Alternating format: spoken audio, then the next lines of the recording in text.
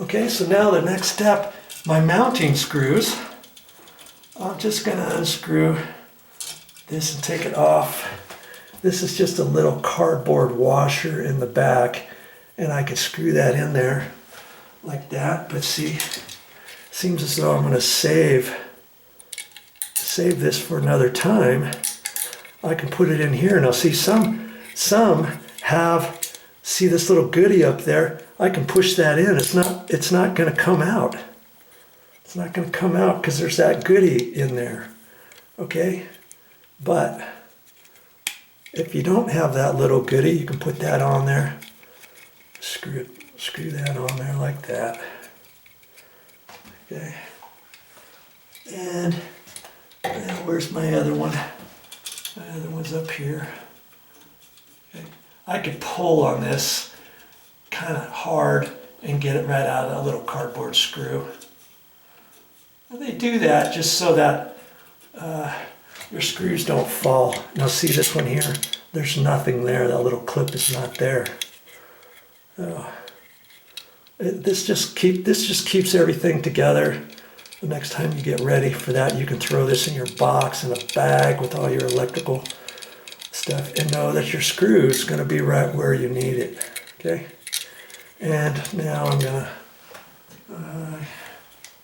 get my screws back on here. I got a little Phillips screwdriver that happens to have a magnetic tip on it, and sometimes it helps me and sometimes it doesn't. But okay, well, like I said, this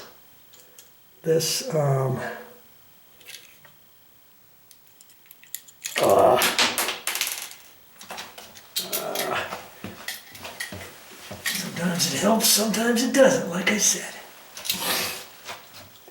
But see, I picked up that screw.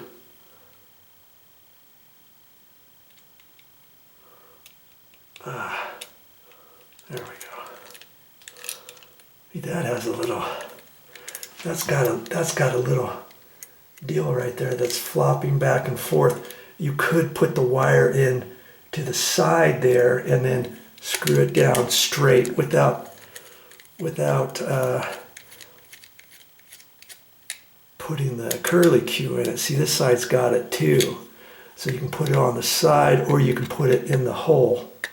If you wanted to strip your the end of your wire and just poke it in the back or slide it down through there. See, they give it, you can put it right there or right there. Run it straight and then clamp it down as long as you've got that little flap down. You see? Okay, enough of that. Let's get on with the next step.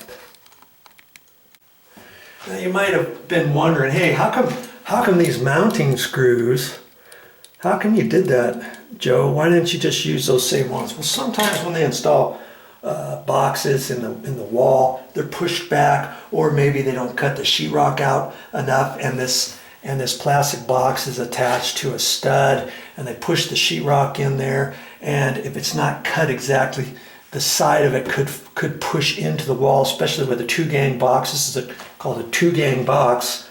A single gang box would be for 1 light switch. 2-gang box would be for 2, 3-gang, 4-gang. I've seen them up to 6-gang, 6 switches all together on 1 box.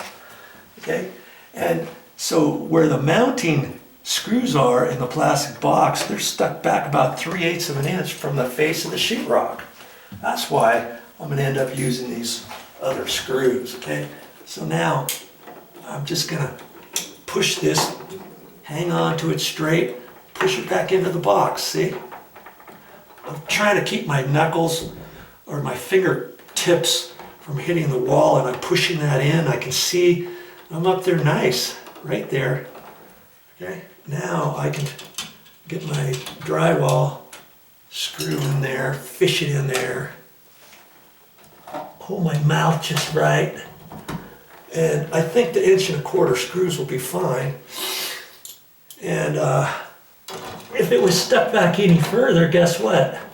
I have 1 5/8 screws. I I've got 1 inch, inch and a quarter, inch and 5/8, 2 inch, 2.5, and 3 inch. I always carry with me. Okay. I look at that, make sure this is nice and flat to the wall. Not that this side is sticking out further than this side or vice versa, because when I get ready to put the cover plate on, I want everything to line up nice and flat.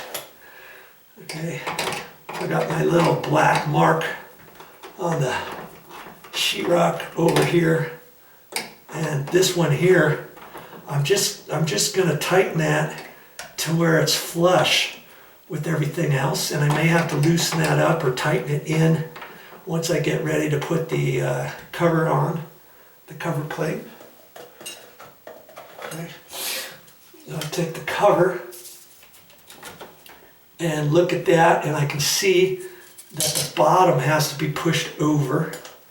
Okay, so I'm going to loosen that, and I'm going to try to hold it over the best I can.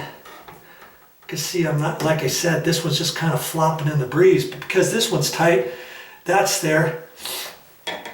I want to be careful not to push that in too far, and then when I put my my mounting screws on the cover plate, that's going to keep this from going in or out. And see, I even put foam pieces of insulation inside my cover, and I did that throughout the condo to prevent air from inside the wall coming out. And you do that on exterior walls and even interior walls where maybe you have crawl space underneath your house. Maybe there's a hole drilled. Maybe the electrical goes underneath the house and goes somewhere else. Maybe somebody didn't caulk the hole. Maybe you've got air coming up from outside, air coming from the top down. And it didn't really cost me too much to get these on. And so I put those on everywhere throughout the condo. Okay, so I'm just going to push that over. I'm going to hold that up. This area is flush pretty much all the way, except at the bottom it looks like it's sticking out just a hair. Just a hair. So, you know, I could leave it, or I could take my time and do it right. And that means screwing this in just a hair. I like that. Okay. And now I can hold that in there. That looks a lot better. But because I am who I am, I'm going to put it in just a hair more. I'm kind of like a perfectionist if I can. I always figure, hey, why not do it right? If you're going to do it, you might as well do it right. And, you know, is anybody ever going to see that? No. But I know that I've done the best I can. Okay. And now I take my little screws here and put those back in. And I know once I get that tight to there, that this cover's not going to go in, it's not going to go out any, even though that tab was not screwed down onto the drywall, because there was no drywall there, right? I just make these snug. I don't worry if the lines to the screw are not exactly straight. Like, see, both of these are almost straight across. Could I make these straight across? Yeah, probably. But I just make them flush. This happens to be a vinyl type cover plate. Some cover plates are a hard plastic. This is vinyl, which means you can push down on it more, and it's designed not to crack. But if you do it too tight, you could actually dimple these. And if you have the other cover plate that's a hard plastic one, if you try to line all these up, let's say, like my electrician who used to work for me years ago, he liked to have all of his screws straight up and down. Well, if it's not straight up and down, you know you have to turn it another 3/4 of a turn or a half a turn, let's say, almost a half a turn, and you do it, you could, if this one's really super tight already, you could possibly crack your cover plate. I've seen it happen. Okay, so there you go. That's all there is to this project.